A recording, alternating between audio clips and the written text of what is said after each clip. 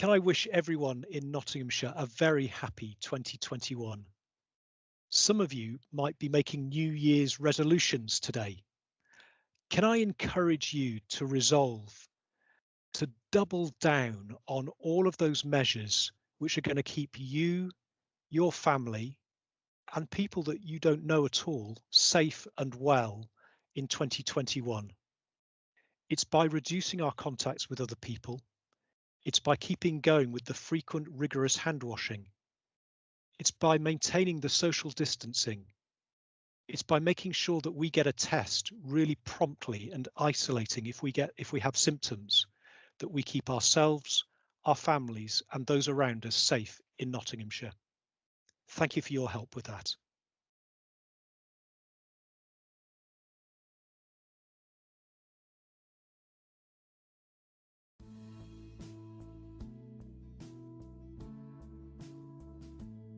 The 3 words I'd use to describe my role is team, rewarding and challenging. Positive, team, supportive. 3 words I'd use to describe this job: gratifying, inspirational, challenging.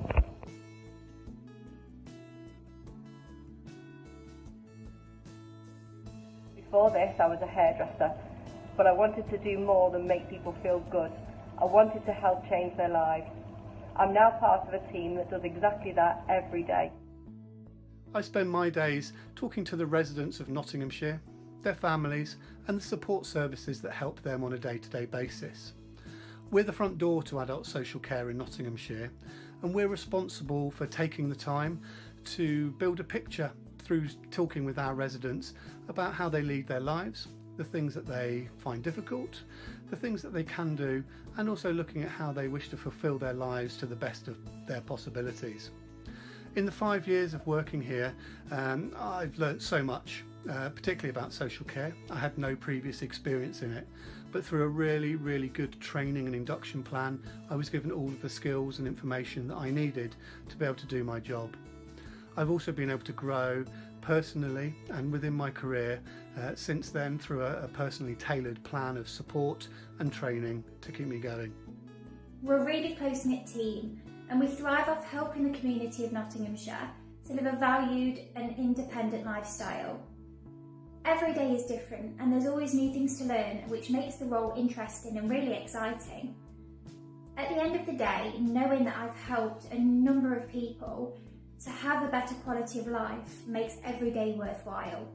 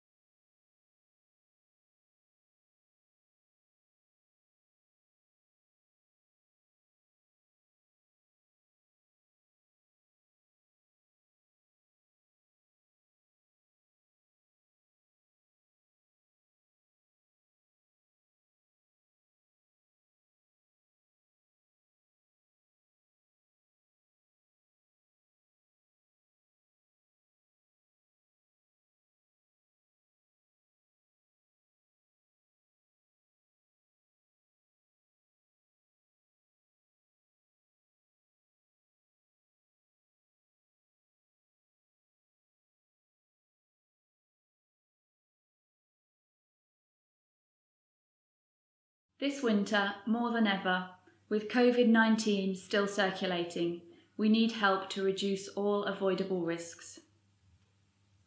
You can help protect the NHS, social care and loved ones by getting the flu vaccine. You may be eligible for the free vaccine at your GP or local pharmacy if you are over 65, pregnant or have a long-term condition. Find out if you are eligible at nhs.uk/staywell. Children up to Year 7 can get the free nasal spray at school or through their GP if they are below school age. If you are not eligible for the free vaccine, you can pay for it at your local pharmacy. The flu vaccination does not give you flu. It reduces the risk of catching flu, as well as spreading it to others. If you had the vaccination in the past, that will not protect you as the flu strain changes every year, so you need to have a new one this year.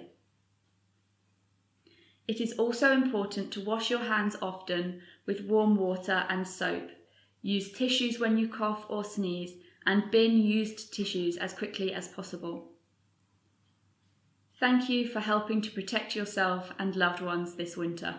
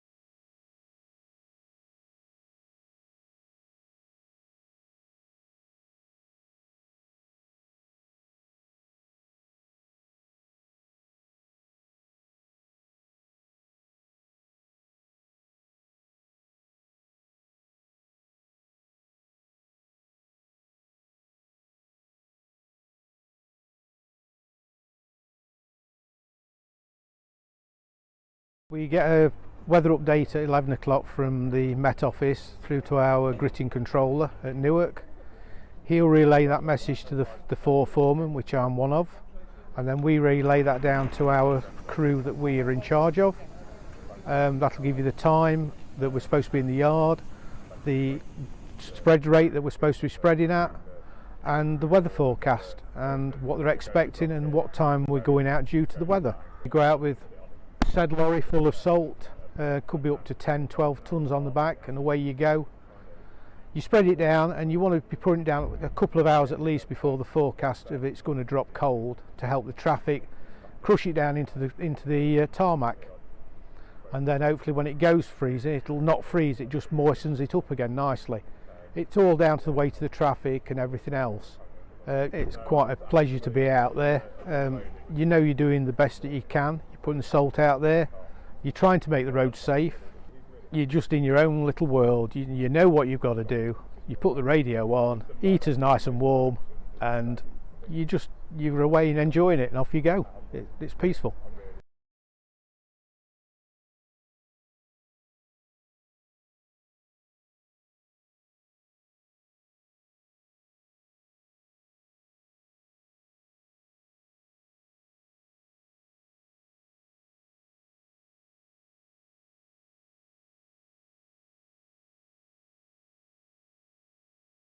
Can I wish everyone in Nottinghamshire a very happy 2021? Some of you might be making New Year's resolutions today. Can I encourage you to resolve to double down on all of those measures which are going to keep you, your family, and people that you don't know at all safe and well in 2021? It's by reducing our contacts with other people. It's by keeping going with the frequent rigorous hand washing. It's by maintaining the social distancing. It's by making sure that we get a test really promptly and isolating if we have symptoms, that we keep ourselves, our families, and those around us safe in Nottinghamshire. Thank you for your help with that.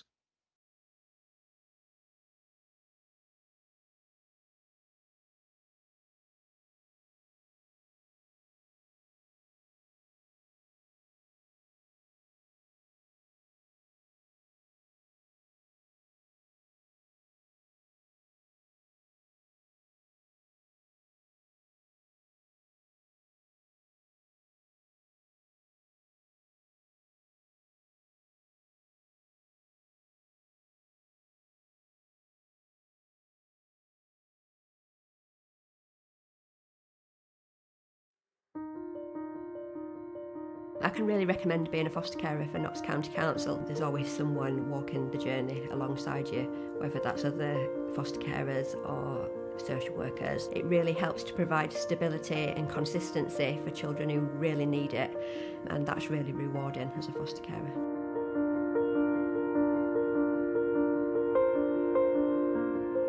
Roger and I have been fostering for 35 years. We do deal with challenges, but to say we've been doing it for 35 years to me proves that it's not impossible. We learn an awful lot from these young people, and even now we're still learning. As a foster family, we care, we want to make a difference, and we get so much fulfilment from fostering. The satisfaction of making a difference is something that money can't buy. Just seeing the smiles on the children's faces and helping them reach their potential is wonderful.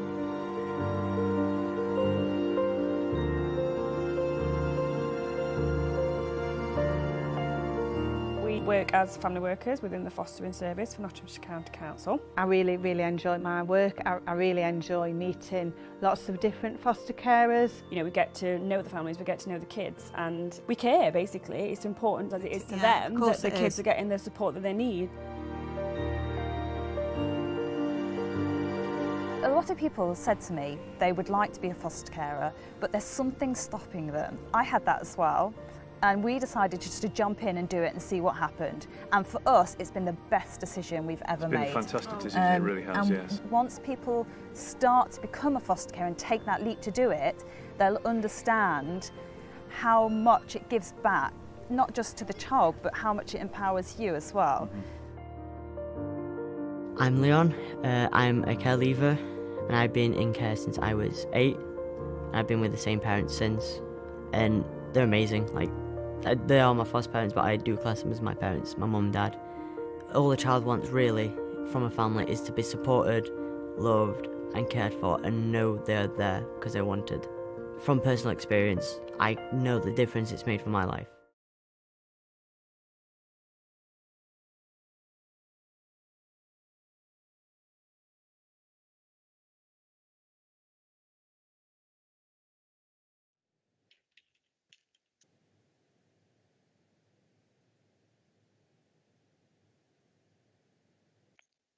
We're live. Okay, I'll welcome everybody, and then Sarah's going to go through the attendance. So welcome everybody to the Governance and Ethics Committee. Unprecedented times, but I'm sure you know. I've actually been watching The Crown. I've been binge watching The Crown, and it's been interesting watching all of the history that's gone on and looking at it. And you know, I'm sure that in 6 months' time, to a year's time, we'll be doing exactly the same. So just make sure everybody keeps well, gets injected as soon as they possibly can, and let's get moving forwards as a country. But anyway, there you go. That's my Boris Johnson speech. So let's move on. Move on, Sarah. Thank you, Chairman. So as well as Councillor Lawton, the Chairman, we have the other members present today are Councillors Nikki Brooks, Kate Fole, Stephen Garner, who's substituting for Andy Sissons, John Handley, Errol Henry, Rachel Madden, Phil Rostance, Keith Walker and Martin Wright. And in terms of officers, as well as myself, we also have Marge Toward, Service Director, Customers, Governance and Employees, Heather Dickinson, Group Manager, Legal and Democratic Services, Rob Disney, Group Manager, Assurance, Simon Lacey, Audit Team Leader, Keith Ford, Team Manager, Democratic Services, Joe Kirkby, Team Manager, Complaints, Derek Higton, Service Director, Improvement and Change, Glenn Bicknell, Senior Accountant, Emma Hunter, Solicitor, Legal Services, Linda Walker, Legal Services. In addition, we also have Ian Bain, one of the Council's independent persons present today. Thank you, Chairman. Thank you very much. And for the first time ever, everybody's at home.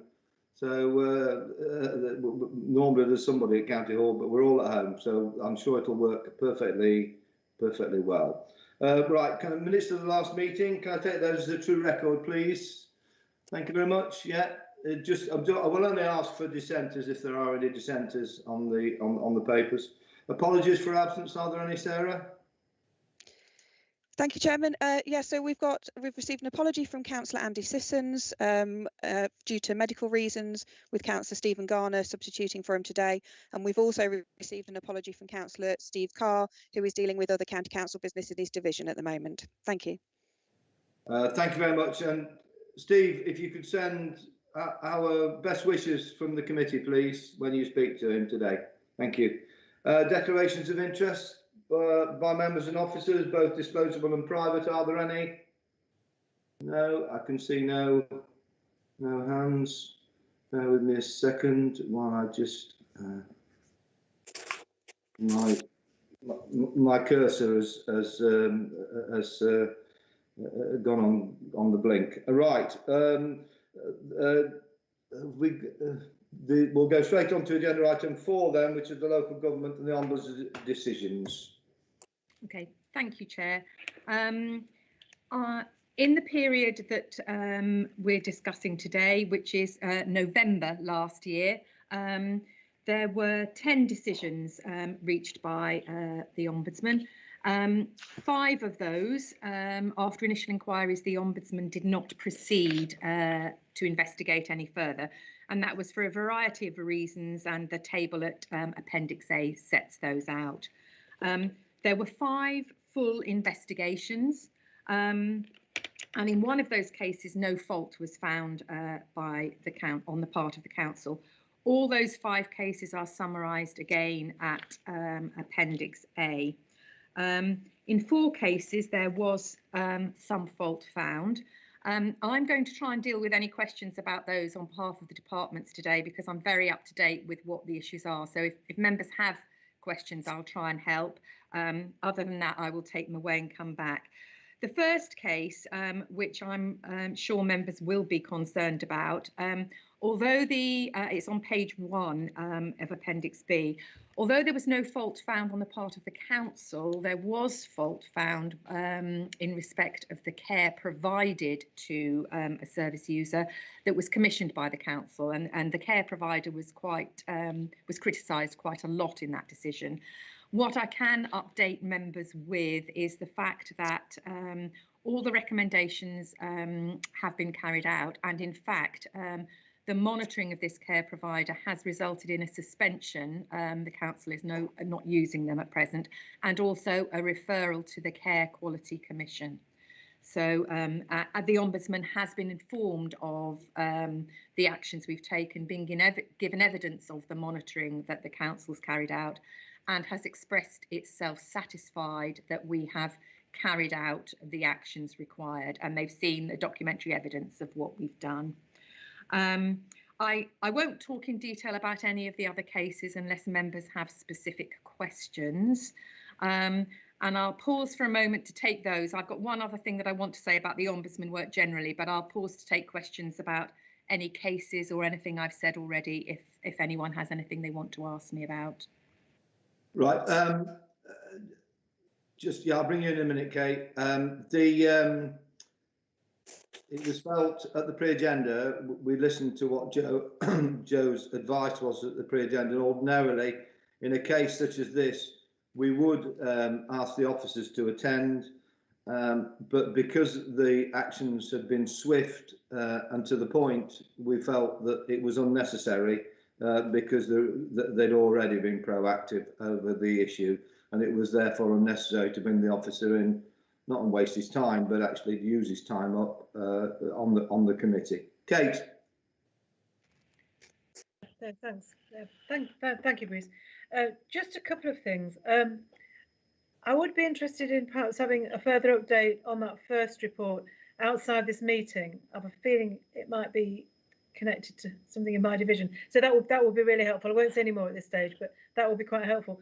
The other thing I was going to suggest, going to raise was, I was a bit concerned about the very last item, where the council was wrong to decide the complainant's mother-in-law deprived herself of assets. And I think it's just a bit of concern, really, whether there's some kind of cultural change or some sort of different way of approaching these kind of things. I mean, something coming up later, I'm going to make a similar point, but that must have been a really bad experience for their relatives, and I just wonder what's, really how that came about and whether there's been any changes made. Okay. Could I answer that before I take some other questions, Chair? Would that be okay? Yes, that was so. The actual finding in that case, and thank you, Councillor Fole, I should have picked up on that because I've actually got some notes about that case to talk about. So I think the Ombudsman's decision was not that the council was wrong to make the decision that the family, there was a deprivation of assets. The criticism was about the way that it has pursued the debt. And in actual fact, I've been liaising with managers in the council at the moment about that. And there is somebody going out today to carry out a full Mental Capacity Act assessment of the particular lady concerned. I'm told, although the capacity assessment hasn't yet been done, I'm told that those in the home believe that she has got mental capacity to make decisions about her finances. Nevertheless, the criticism was about the assessment of her mental capacity and the way in which that decision was pursued. What I can say about that is, so workers are going out to do a Mental Capacity Act assessment, both in terms of her ability to understand her finances and her ability to nominate family members to deal with the financial issues on her behalf. In reference to this case, the council then has to make a decision about what it's going to do, inform the family and inform the Ombudsman. In general terms, what I can say, and I know this from other work that will come to this committee in the future, the council has just updated its guidance on the 1st of December, actually, for all workers in adult social care about Mental Capacity Act work generally. It's updated the forms and updated the guidance, and has also commissioned new training about Mental Capacity Act work, which will be taking place next year. There will be something coming to this committee. You haven't got it yet because it's not a final decision, but there will be work coming to this committee at a future meeting, and somebody from adult social care will come and be talking to you about that work that is being done. I hope that's helpful for the moment, Councillor Fole, but I'm happy to pick up on something else if you'd like me to. I'd also ask somebody to speak to you out of the meeting about the previous case you mentioned. Yeah, in terms of the one you just give us a length report, if you don't mind me coming back, Bruce, sorry. That's all right, go for it. It's just, I suppose, I mean, if this is around mental capacity assessments, that to me is really worrying, and I would be really interested to know what the changes are and why they've been made. Thank you, and there will be someone coming to committee to talk about that in relation to another decision, and I will brief, I think it will be Sue Batty who will be coming, but I'm not sure yet. It depends which meeting it falls in and her availability, but I will brief whoever comes that you'd like an in-depth briefing about mental capacity at that time, if that would be helpful to you, Councillor Fole. That would be very helpful. Thank you very much. Sarah, while from the chair, my cursor has stopped working, so as a result I can't see a list of the hands. So if there's anybody who is I'm missing out, could you please inform me? Yeah, Councillor Handley would like to speak. Okay, John. Thank you, Chairman. I'd just like to ask about case number 2. I'm concerned to see that there were some complaints about child protection referral. I just wonder what sort of things we put in place to make sure that doesn't happen, because obviously child protection is something that's very, very important to all of us. Indeed. Can I just check that we're going to be talking about the same case, Councillor Handley? So that's the case that, sorry, struggling with my papers, starts on page 15. Would that be the right case? Yeah. That's the one. Okay. So I think my understanding of this case, and from reading the Ombudsman's report, is although there was some fault found, it was not in the substantive way in which that child protection referral was handled. There was some delay in sending out minutes of a strategy meeting, for which we've apologised, and there was also some fault found in that the child's mother, in actual fact it was a young adult, he's an adult now, but he was a teenager at the time, the child's mother has some additional support needs. She has dyslexia and some additional support needs, and there was some criticism that that was not picked up at an early stage, and sufficient allowance has been made for that. The change that has been made there, Councillor Handley, is that at the initial referral stage in the MASH, there is now a specific question that's asked of parents about their additional support needs and what they are, and then that's captured in that and fed throughout all of the work. So I think the payments have been made in respect of that, and the apologies made in relation to the minutes. What I would say is that I think the Ombudsman has not found fault in the support that was offered to that family or the way in which the assessment was carried out of that young man. Okay, thank you for that. Any other comments? Yeah, as you're well aware, Kate, the whole idea of scrutinising these Ombudsman reports is to be able to pick up on issues which are occurring across the council. And Joe, can I congratulate you really on your in-depth knowledge of this, of each of the reports. It requires your input to be able to ensure that the relevant information is put in front of us and we can deal with it. Yeah, so thank you, Chair. And I think the Ombudsman is following up much more closely on the recommendations and what we do. So I know in depth about that because I have to report back to the Ombudsman and provide the evidence of what we've done. Could I just say one more thing, Chair, which is not in the report because it only came through yesterday, which is that you may be interested on the committee to know that the Ombudsman has announced yesterday that it will not suspend its casework as it did last time during the last lockdown. So that literally came through yesterday afternoon, but I thought you may be interested to know that at the earliest opportunity. So what they have said is they think it's important that that casework continues, although they recognise that councils are under some pressures in particular areas of service. And if we experience difficulties in responding to their inquiries on a particular case, that it's my duty to get in touch with the investigator and negotiate extended timescales if at all possible. And they will be sympathetic to councils about that, but they expect us to continue with our complaints work and they will continue with their casework. Okay, that's good. Well, the recommendation, can I propose recommend? I have a seconder, please? Yeah, I second that, Chairman. Thank you very much. All those in favour? Yeah, okay, no dissenters. That's good. Okay, thank you very much. We'll then move straight on to agenda item 5. Simon.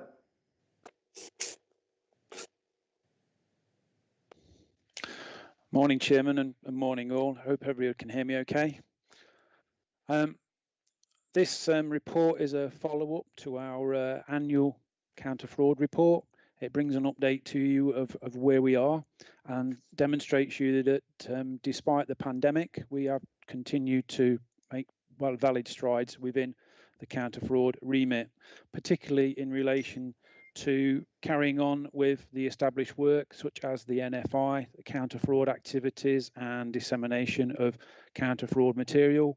We've also moved on to do some further planned activities as well. So give you some comfort that we're still working proactively in this area. On the first page, we'll surmise the findings from the latest National Fraud Initiative. This is for the 16-18 is coming to an end, and for 18-20 is coming to an end. And we have already started to submit data for the next coming NFI exercise. We move on to areas where we have also picked up counter fraud. We've picked up further work on the counter fraud e-learning. That is still being completed by staff, etc. Although we've picked up from that we do need to refresh that as part of our action approach going forward for the future years. We've also been active in making awareness for the International Fraud Awareness Week by making sure that staff have been refreshed on counter fraud and awareness materials as well. The teams continue to work with other areas in the council, such as the insurance team, and we've also continued where possible to follow through investigation work. We've also managed to share again with our partners through the GAIN network to make sure we have successfully covered all the areas in relation to organised crime. That was a piece of work we started a few years back, and this is carrying that through. One of the other things that we have developed by keeping abreast of what's happening nationally and locally is we've been aware of the new strategy, the Fighting Fraud and Corruption Locally, and within this report we've done an assessment of where we feel we are in relation to revised checklists that they give us to sort of judge exactly where we feel. That is shown on Appendix A, and I'm happy to sort of feel that the majority of the actions we've got in Appendix A, we are looking green and we've got some actions in place. And actually, though, we've been very self-aware and picked up things that we could need to do in the future. And actually, incidentally, they then form part of our proactive work in Appendix B within our own action plan. So to anyway, learning, we can take that forward. We've continued again with our networks. We've used the NAFIN network. We've used the CITFA and the Counter Fraud Tracker to provide updated information for staff and for officers, and we continue to disseminate that across the council, and that has driven some proactive pieces of work again, so that's been operational. We've also then looked finally at our own action plan, and we've successfully sort of achieved most of the work that we wanted to do despite the pandemic, and we've also identified areas where we've still got work to do. So we recognise it's not been an easy task to continue counter fraud arrangements, but we have tried to continue that throughout this pandemic period. I'm quite happy to take any questions on the main body of the report or any of the appendices that are attached. Any comments, questions? Fairly comprehensive report. Kate, yes. Yes, thank you. Good report. Thank you, Sam. Clearly, you're doing your best to get on with it despite what's going on. So thank you for that. Just a couple of quick ones. I mean, I'm glad that you're looking at to refresh the counter fraud training, because that take-up's not good at all, is it? I mean, I don't know why, I suppose, is a good question. Is it relevant? Are the right people being approached? You know what I mean? Or is it just people not understanding the importance of it? That's one question. And just a couple of others on the appendices, on the appendix. I'll get there in a minute. Excuse me, I'm juggling the papers. No, right, okay. So this is on page 61 in the yellow bit, and it's box 16. I'll be really interested to know a bit more about the whistleblowing policy. I don't know whether this goes to another committee. I don't know where it goes, to be honest with you. But it says it's monitored for take-up and shows suspicions of being acted on without internal pressure. Some facts and figures and some kind of outcomes would be quite useful for that, to see how effective it is. And on the other one I just wanted to ask about is box 30, which is on page 62 of the yellow page, right down the bottom. It's about data sharing, and this, where it says data sharing is limited across the departments, this just crops up again and again and again, doesn't it? And I know there are difficulties because of GDPR and all that kind of things, and you have to be sensitive in some areas, particularly on the social care area, don't you, when it comes to who you share information with and kind of, you know, what they're likely to do with it. But I just wonder whether this is a cultural thing that's stopping this happening, or whether it is just technically difficult. What is it about data sharing that makes it difficult? Simon? I'll try and take those in the order. I totally agree with you. In terms of the learning materials, that was developed initially myself about 2 years ago now. So I think naturally the take up and the launch has now rescinded, and I think we need to refresh that launch. But also, interestingly, I think things have moved on significantly, particularly with the COVID alerts that we've been issuing this year. That is then needed to refresh, and you'll see that within the action plan of B, one of the things we intend to look at again for future time. So that's a very valid observation. If I go back to the table, just bear with me because I'm looking at the appendix as it is. I'm looking at Appendix A, and your question was on box number 16. Yeah, I think we take that information. Also, there is a separate report on the whistleblowing that takes place. I think it comes to Governance and Ethics Committee in terms of the actual take up and approach. And it is a joint review. We contribute to sort of legal's view of that and the monitoring officer's review of that whistleblowing. That's where we take that information from. So that's where that comes. In relation to the next box you mentioned, I think that was related to box number 30. Yeah. I think the majority are in relation to actual sharing sensitive data. And I think that is the key issue. Once we've explained that there's potentially the fraud issue or the criminal issue, then that doesn't become a problem. And indeed, we've reported, I think, in the body of the report in relation to where we do successfully share counter-fraud information with the NFI, that's a statutory, and with GAIN, which was a recommended practice. So again, I think from that point of view of counter-fraud, those key areas we are sharing information. But I think the main one is, yes, we do have to be sensitive to GDPR about sharing that data. I don't think it's a cultural issue. It's just one of people are cautious in that regard. Careful. Okay, and that's rightly fair. too. Thank you. Thank you, Marge. Yeah, I just wanted to say about the whistleblowing, because I'm responsible for the whistleblowing process and for monitoring it. It's up to uptake as the monitoring officer. So I think it probably would be a good idea. We have very few whistleblowing cases, actually, formal whistleblowing cases, but I think it'd probably be a good idea to bring you an update report so members can see that. So we'll commit to do that. If I can briefly come back, that will be helpful, Marge, because of course, if not many people are coming forward, there might be a question there as well, mightn't there? So you know what I mean? It would be really useful. We'll bring you an update report. That one. Thank you. Yeah. Thank you. Is anybody else? No, I can't see anybody propose a recommendation. Do I have a second there? I second those, Chairman. Yeah, all those in favour? Yeah, thank you very much. Okay, we'll move then straight on to, thank you, Simon, for that. Thank you, Chair. We're moving straight on to the European Union Transition Risk Register. Are you doing this one, Rob, or Marge? Who's doing it? Derek, I think, isn't it? Yes, Councillor Lawton. I've got the pleasure of doing. This report. Sorry, Derek. I apologise. Yeah. That's okay. Good morning, members, and thank you, Chair.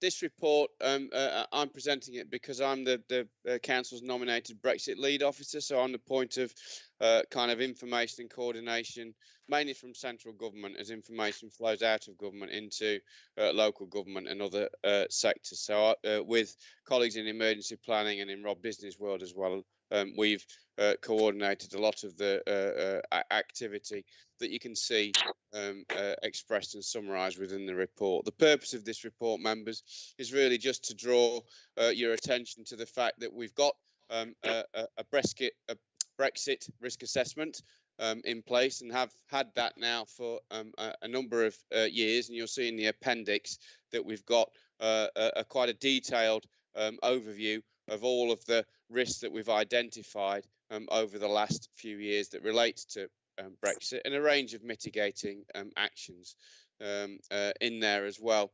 You'll see also, of course, that from the appendix that the risk assessments that we do are based on the information that we have, and obviously in the last few weeks and months in particular, this agenda has been very, very fast moving. And events have kind of overtaken us literally in the last few weeks as far as the final deal is concerned. And as the full information about that emerges, one of the things that we'll be doing is keeping this risk register under review so that we can then respond appropriately to things as they emerge or not, and as risks as they go either higher or lower. Because at this point it's difficult to determine exactly what the picture will be in a few months' time.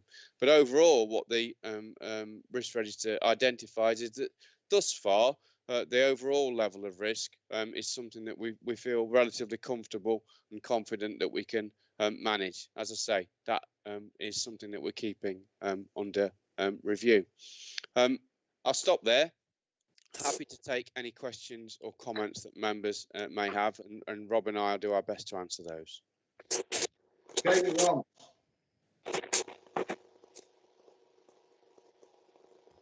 Missed that one. Did you say me, Bruce? Yeah. Sorry. Sorry. I'm a bit deaf at the old age. Sorry. Okay. Yes. Thank you for this. Let's discuss this when Nikki and Aaron and I discussed this. The overwhelming impression we got when we first read this is actually it seems very optimistic. That's the first thing I think to say in terms of the risk. I take your point about the timing of it, and obviously it is out of date, isn't it? And I know there are one or two kind of inaccuracies in there as a result. I won't bore you with it at the moment, but I don't know. But because at the beginning on the yellow pages on 12 it says the implications in the event of a no-deal Brexit, and although we've got a deal, I mean, clearly some of these risks still stay, don't they? That's not going to change because we've got a deal. I just think as well, I just wanted to comment on that first box under possible consequences. This is on the first page. Halfway down, businesses failed to prepare. I mean, again, you know, businesses were in a hell of a situation. They really didn't know what they were preparing for until the last minute, some of them. So I think that is something that I'll be really interested to hear a bit more about, and hear actually what the council is doing proactively to kind of help businesses as a result of Brexit. Okay, but that's perhaps for another meeting. But just to give you an example, in terms of the rather kind of optimistic approach, one leapt out at me in particular, and this is on page 79 of the yellow pages, and it's 14, and it's European funding risk, and it's got funding for large infrastructure projects may reduce, and that is down as a low risk. And I would have thought that was wildly inaccurate. But I mean, you know, I'm not an expert on these things. But I mean, that's just an example. I mean, a lot of this I'm looking at and thinking, well, you know, and I know it's difficult, and I understand that trying to assess this kind of risk now must be a flipping nightmare. So I do wonder actually about the usefulness of actually the risk. I mean, I think identifying what the problems might be is good, but trying to identify the risk, I just wonder. And again, it's very county council, very local authority focus. There's not a lot of focus on what the impact will be on our residents either, on our service users. So and again, I can see why this document might be helpful on one level, but it just seems to me that there's an awful lot, sorry about the dog, so there's an awful lot kind of in here that actually isn't really fit for purpose for a report of this kind. Sorry, Derek. No, that's fine. Could I just, from the chair, please, if you're not the officer answering the questions, or me, or the person answering the question, could you please turn your mics off to stop the background noise? Thank you very much.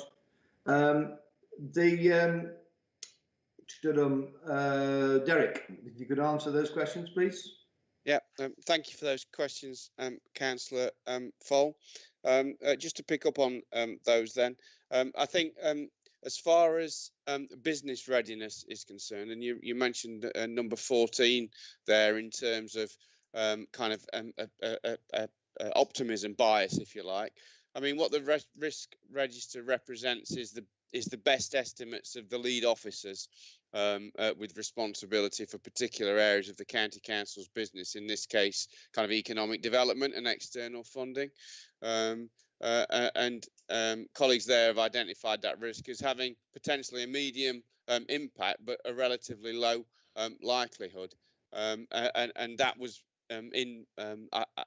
without wishing to put words in colleagues' mouths, I think that was pulled together on the basis of government commitments about replacing European funding with domestic sources of funding, and also work that was ongoing at the point of compilation of this risk register around what the nature of a deal was being trailed as likely to involve. That's something, as I said right in my introduction, that we'll need to keep under review. And this risk register is a live document.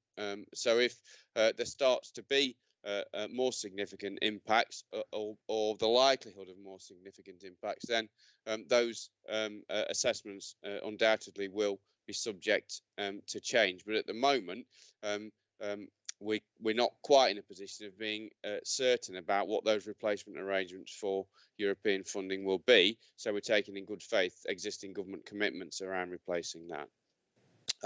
As far as your comments around broader or the county council focus of the document, yes, you're absolutely right. It is an internally focused document about the risks that the county council as an organisation faces.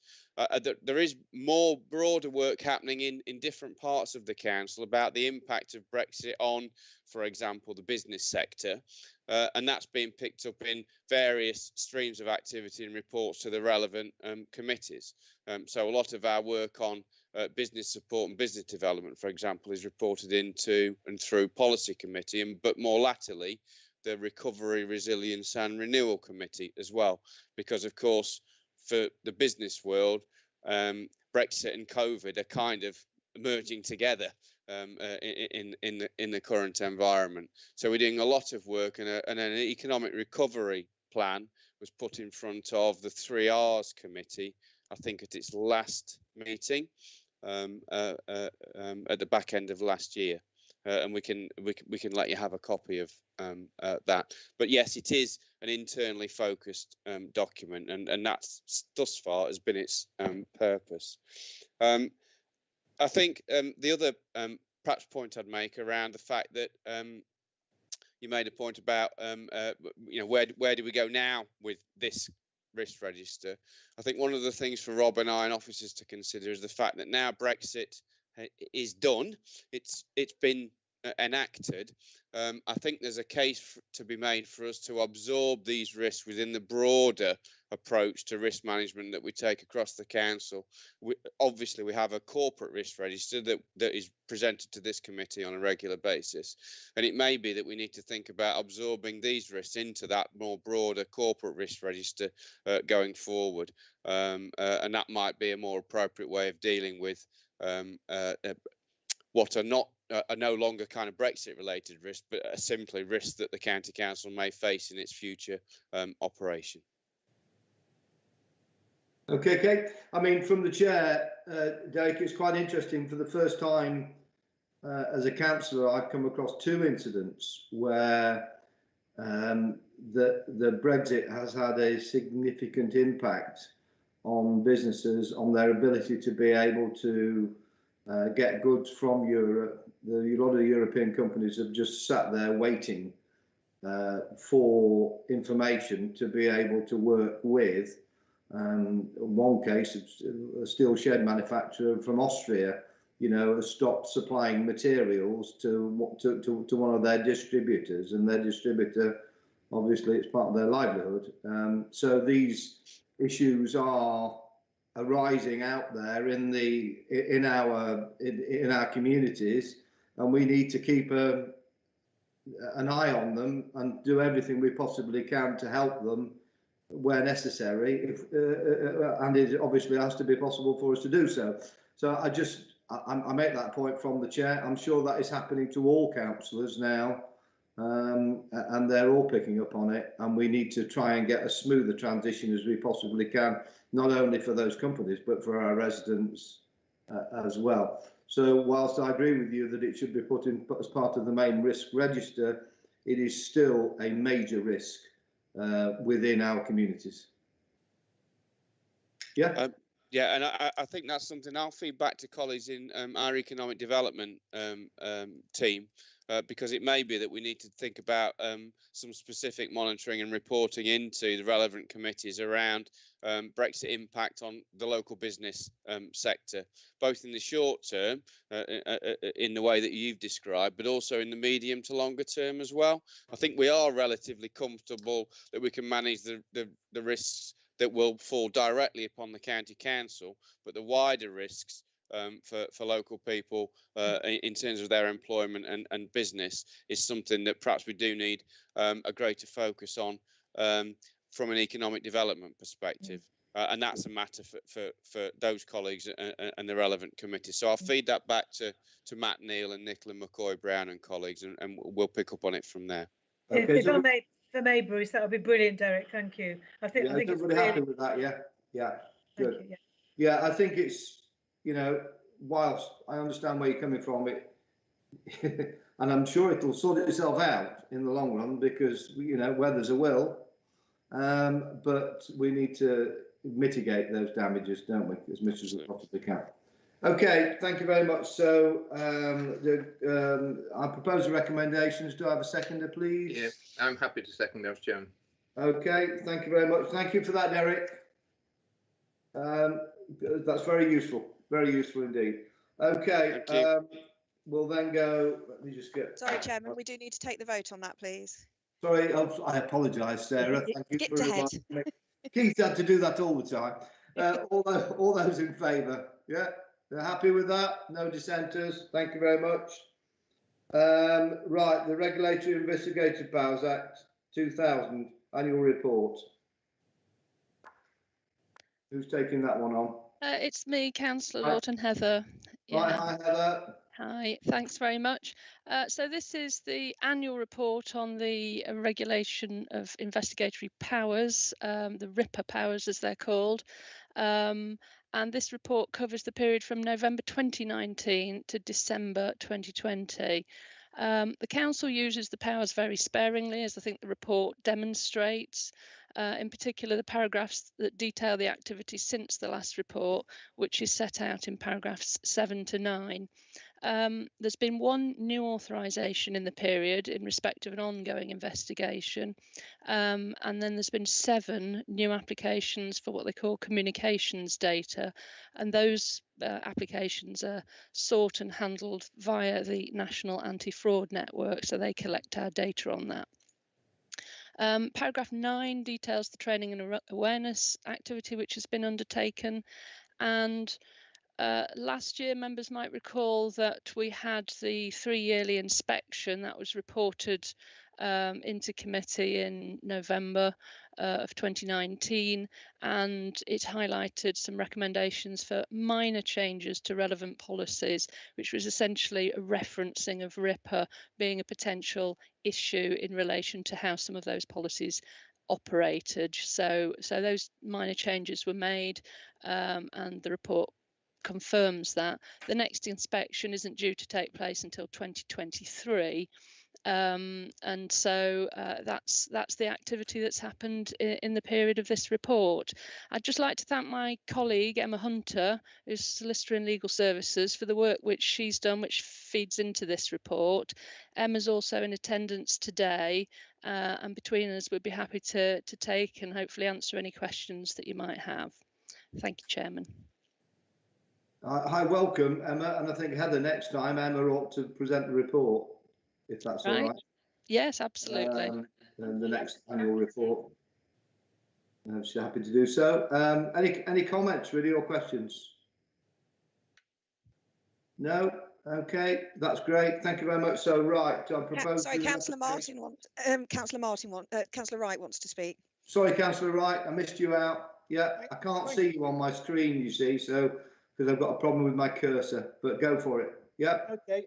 It's a very quick question. It's just referring to the training, and it says that section B of the training part on section 9, awareness raising for employees and staff who have also undertaken via the council's intranet news. Can you tell me what type of awareness training that involves? That's one question. And the second question is more of a general question. The investigations which we have to get special magistrates court permission to pursue, are they all external investigations or are some internal investigations? Thank you very much. Heather, would you like me to answer those? That would be very helpful, Emma, because you've got more detailed knowledge about these than me. Thank you. That's fine. Yes, so in terms of the awareness raising, that followed the amendments to the CCTV and social media policy, and that was flagged up for staff to then refer to the amended policy, and that was spring of last year when those amendments had been completed and approved.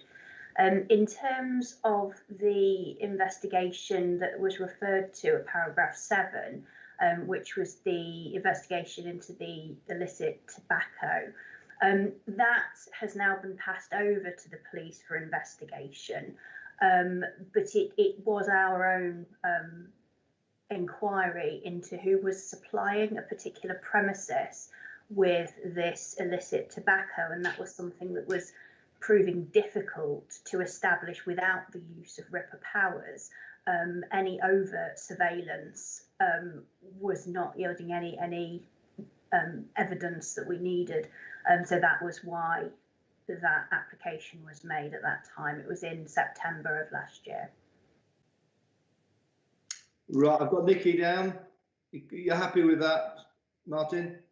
Can I just come back, Chairman, please? Yeah, yeah. The second part of my question, which I was really interested in, and I'm sure it wasn't in your answer, or if it is, I missed it. Are all the investigations external, or are some of these investigations internal? Well, they're carried out by our trading standards department. That's the answer. That's fine. That's yes, lovely. Sorry. Thank you. I've got Nikki down. Nikki. Thank you, Chair. Okay, look, on page 80, number 11, under the IPCO inspection, I just wondered, what is our CCTV policy? And as an authority, can we easily locate all of our cameras? And what is the criteria for where they are put? And also, how is the data from them stored and used, please? Right. I'll try and answer that one. The CCTV policy is quite a large document. I believe it's one of the suite of documents that Caroline Agnew's team, the information governance team, have some oversight of, and it should be on the council's policy library. In terms of the actual content, I think I'd have to take those questions away. Can I just refresh myself on what were the key points you wanted? Yeah, thank you. So can we easily locate all of our cameras? What is the criteria for where they are placed? And how is the data from them stored and used, please? Heather, if you'd like me to assist with the first two of those questions, I could give a degree of response. That would be helpful, Emma. Thank you. Councillor Brooks, in terms of how this relates to RIPA, it's very clear that with our CCTV cameras, we have to put appropriate signage out so that the members of the public who are going to be captured by the CCTV are fully aware that we're doing that. If we don't do that, then that's a breach of what the expectations are of the members of the public. In terms of using the CCTV for RIPA purposes, that would be actually using the cameras to target somebody deliberately, as opposed to accidentally capturing a crime, for example, just because the CCTV happened to be pointing in that direction. If we wanted to make that CCTV camera actually angle at somebody knowing they were going to be there at a certain time, that would require RIPA authorization. So I think as the cameras are positioned really in the most sort of the places where they're likely to do their job best, effectively, if that assists. Thank you. Okay, have you picked up the extra then, Heather, and get back to her if that's okay? Yes, I will do. I'll liaise with Caroline. She's on leave at the moment, but I'll get back to you in the next couple of weeks, hopefully, Councillor Brooks. Okay, that's good. Anybody else? Kate, I saw your hand was up. Are you okay? You put a bit down again. Yeah, okay. So the recommendation, I propose the recommendation. Do I have a seconder, please? Yeah, I second that, Chairman. Yeah, all those in favour? Yeah, okay. Everybody happy? Yeah, okay. Independent remuneration panel. Keith, before Keith comes in, you are all aware that Keith has stood down as our clerk. I would like from the chair and from the committee to thank him for all the work he's put in over the years. He has been an integral part of the operation of the committee and also the smooth running of the committee, and for that he is absolutely to be congratulated. Our Sarah is taking over, and I can assure you we will get exactly the same level of support that we had before. So that's good. So welcome, Sarah, and goodbye, Keith. But now you can now you can actually do your report. Okay, thank you. Thank you, Chairman, for the kind words and the introduction. Much appreciated. Members will be aware that one of the things we have to do after an election is to review the members' allowances scheme. In order to do that, the council needs to appoint an independent remuneration panel, with the previous panel's membership now having expired. As the report explains, in a normal year, we would have gone out to open recruitment, albeit allowing previous members of the panel to reapply as part of that process. I don't think members need me to be on the line that we're not in a normal year, basically, and in light of the ongoing pandemic and the impact that is having on resources, it is proposed that on this occasion we'll look to reappoint the 4 panel members who formed the panel back in 2017. I would just like to take this opportunity to underline that those 4 members were appointed through an open recruitment process, and that this was undertaken by a councillor recruitment panel back then. The reappointment of the previous members brings the added benefit of them already being familiar with the council's committee system, which is still relatively rare nationally, and so that they've already given consideration as to how that compares to executive arrangements elsewhere.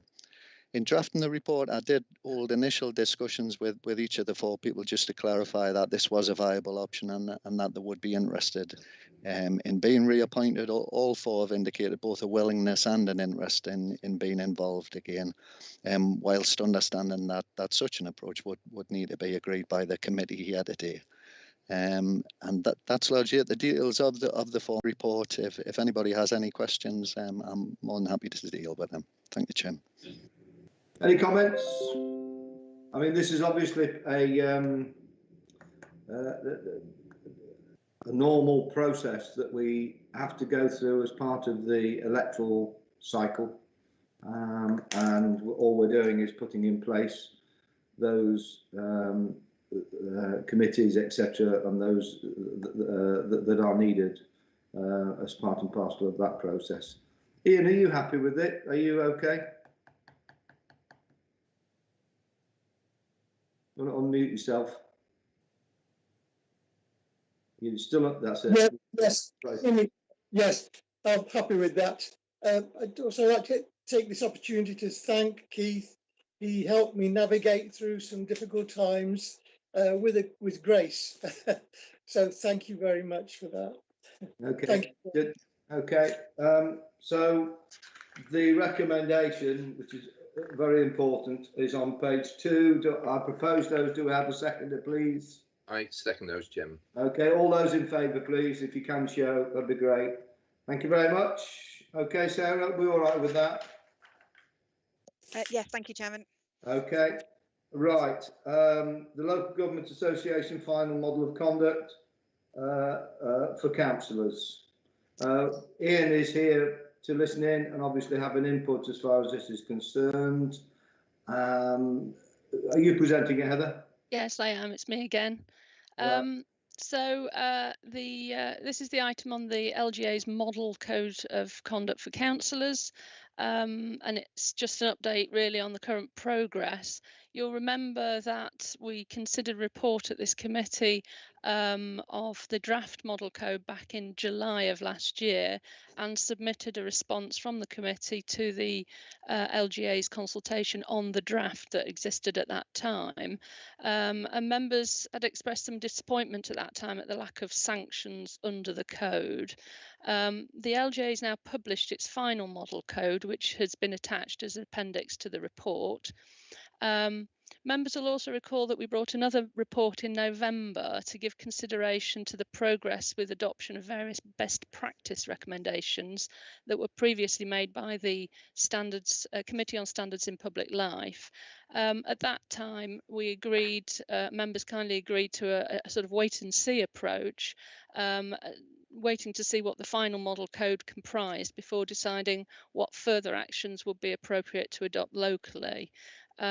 I think it's worth noting, as set out in paragraph 7 of the report, that a response from the government to the recommendations of the Committee on Standards in Public Life is still awaited, and the issues which are with them for consideration are actually set out in the very last 2 pages of the appendix. So the model code has got the main code and then a number of appendices. It's Appendix C, which is the last 2 pages of that document, that sets out the issues that are for government still to determine. Obviously, that's presumably been delayed partly because of the current scenario we're all facing. But one of those issues is around the introduction of sanctions, as well as consideration of the recommendation which the committee had made about abolishing the current criminal offences relating to disclosable pecuniary interests. So the model code that has been published acknowledges that further changes may be required to the code as and when that response from government is received. So what this report is therefore suggesting, it's now for the committee to consider the new code and decide on the appropriate approach to how it should be adopted here in Nottinghamshire. You remember at the November committee where we discussed the best practice recommendations, it was suggested that a member working group be established to discuss the issues in detail. So paragraph 6 of the report picks up on that suggestion, and it's proposing a working group made up of the same members that were used for the constitution review activities back in, I think it was the end of 2019. And the membership of that group was committee chairman, 3 group business managers and non-aligned members, with support from the monitoring officer and other relevant officers. And in addition, it's also proposed, as the chairman's already mentioned, to invite the council's 3 independent persons to the working group to ensure that their views can be taken into consideration. And then the proposals from the group will be brought back to a meeting of this committee for later recommendation to full council at some point in the future. As the chairman's already said, the independent persons have been invited to today's meeting, and Ian Bain, one of those independent persons, is present and may wish to say a few words at this stage. Thanks very much, Chairman. Thank you, Heather. Ian, the floor is yours. Well, what I would say is that I think it is important that the members, independent members, are invited to the working group so that they can have an input into how this might be applied to code in Nottingham. There were a number of things in the recommendations I noted which I wasn't sure about, but that should be overcome by the working group who are looking at things in detail. And I think the more transparent and independent the group can be, the better.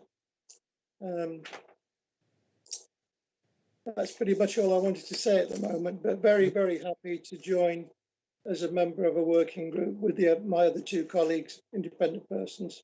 Thank you. Comments? Anybody else? Everybody happy with this? Yeah, I mean, very rarely as chairman do I chair a working group, but on this particular occasion, I think it is incumbent on me as chairman to take on that responsibility. I think it's extremely important that it has that level of input. I much prefer that working groups are done within the body of the committee to encourage everybody within the committee to get involved in the decision-making process. After that comment, Councillor Henry has indicated would like to speak. Yeah, thank you, Chair. Heather, you raised make reference to sanctions in the report, and there was also some reference to sanctions in the yellow pages as well. But it is a bit unclear as to what these sanctions are and what they could be. So is there any way that you could give an example of what these sanctions might be? Because we're very unclear about it. Thank you. Thanks. I mean, it's a difficult one because at the moment there are no, you know, the limit has effectively been put on by the government. So there was one big sanction, which was the criminal offences associated with failure to disclose disclosable pecuniary interests, and then the rest of the code was quite limited. In the past, there have been sanctions of suspension under the previous standards regime when the standards board and the standards committee existed. There were suspension sanctions. At the moment, the current sanctions are very limited to things like training, apologies, censure by the council, that type of thing. So relatively limited impacts, I suppose, in terms of what the sanction can be. I think the idea of the recommendations from the Committee on Standards in Public Life is that there could be a broader range of sanctions that have presumably escalating impact, with things like suspension and maybe suspension without remuneration, that type of thing, so that it actually is a more meaningful impact that will presumably, where there is sort of embedded poor conduct that isn't improving, it can be then imposed and have a more meaningful effect, hopefully. But at this stage, those types of sanctions aren't available, and that's presumably why the committee made some recommendations to the government, and they're awaiting consideration. I hope that's helpful. Yeah, Errol, from the chair, interestingly enough, bit of history here for you.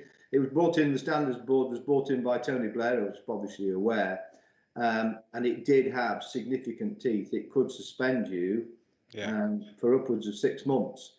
And I accidentally, and I'm saying accidentally, I was accidentally reported, myself and Stella Smedley were reported by Patrick Mercer to the Standards Board.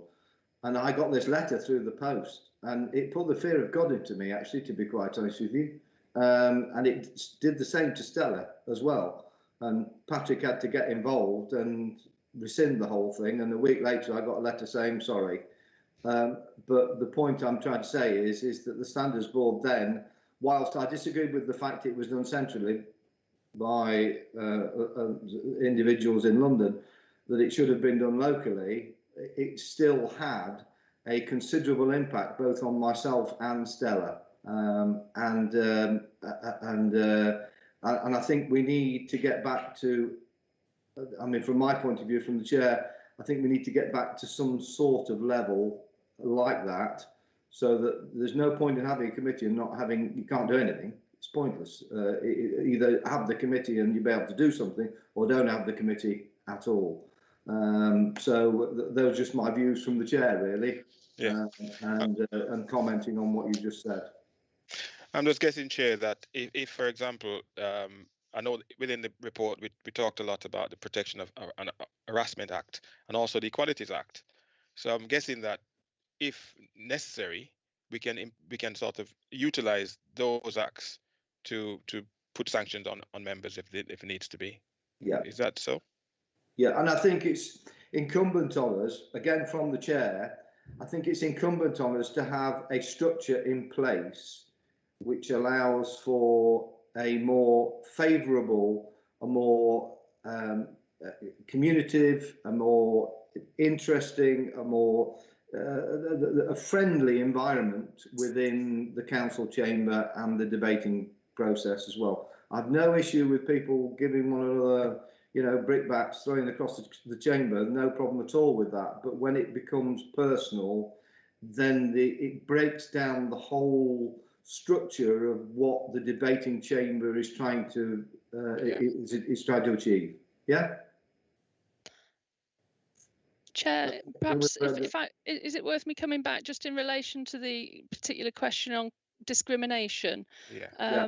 The new code at point 2 of the actual main part of the code, there is a section on bullying, harassment and discrimination. And I think when we considered this back in July last year, they only had the bullying and harassment bit. So it has been an addition, I think, that has been included to add the following words, which is, as a councillor, I promote equalities and do not discriminate unlawfully against any person.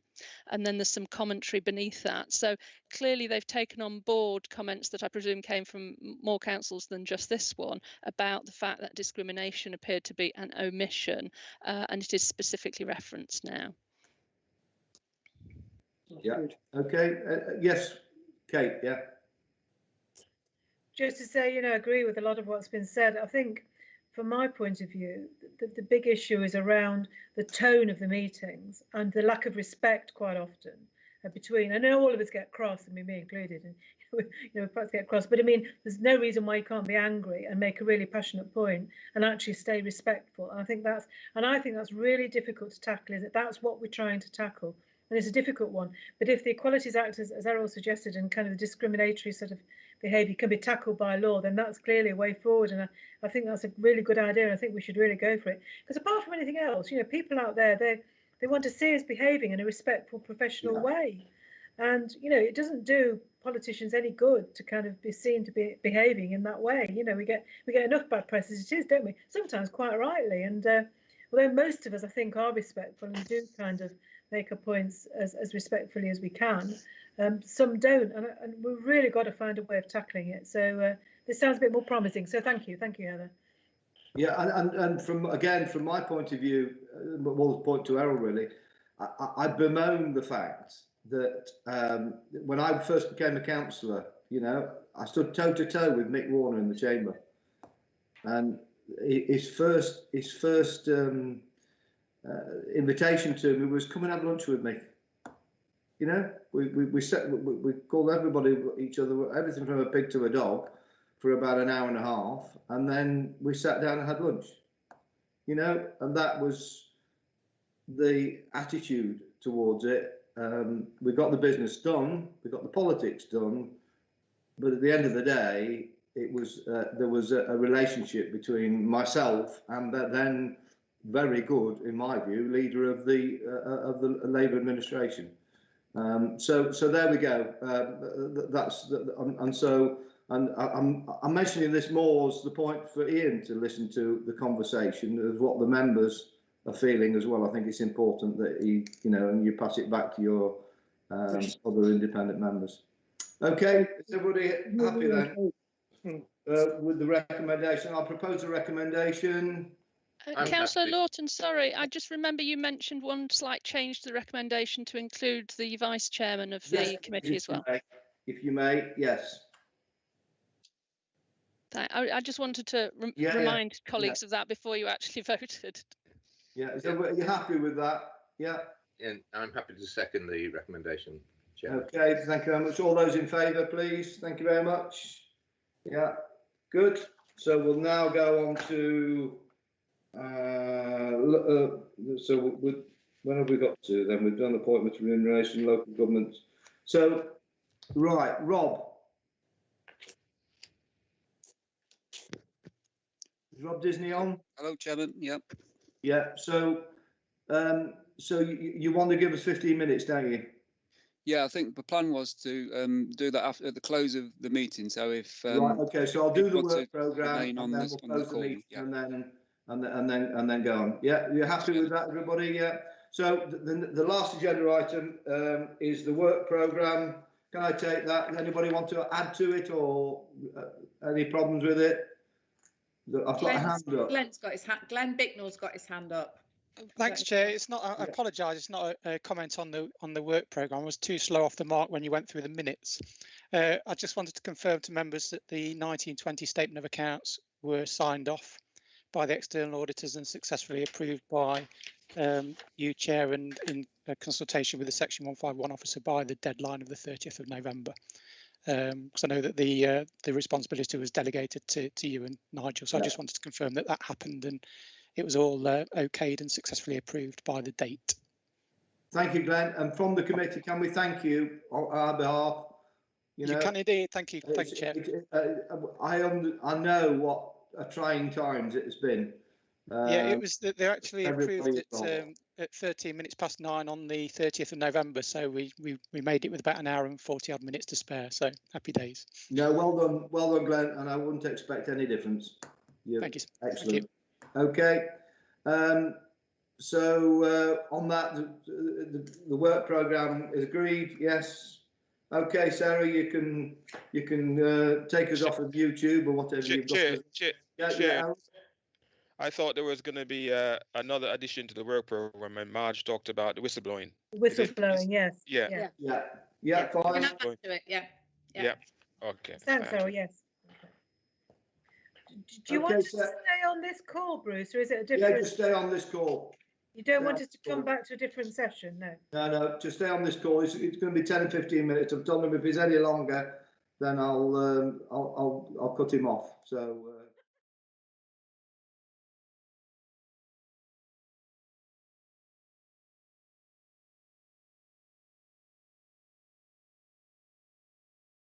This winter, more than ever, with COVID-19 still circulating, we need help to reduce all avoidable risks.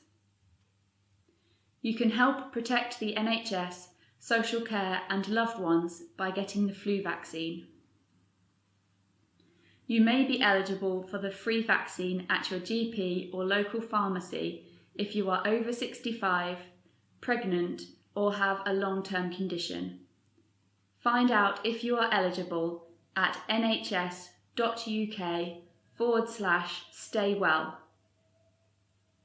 Children up to Year 7 can get the free nasal spray at school or through their GP if they are below school age.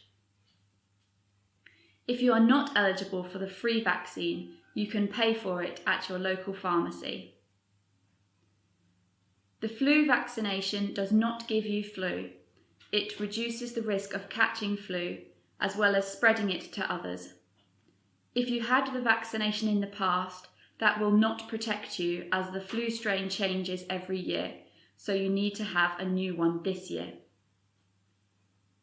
It is also important to wash your hands often with warm water and soap. Use tissues when you cough or sneeze, and bin used tissues as quickly as possible.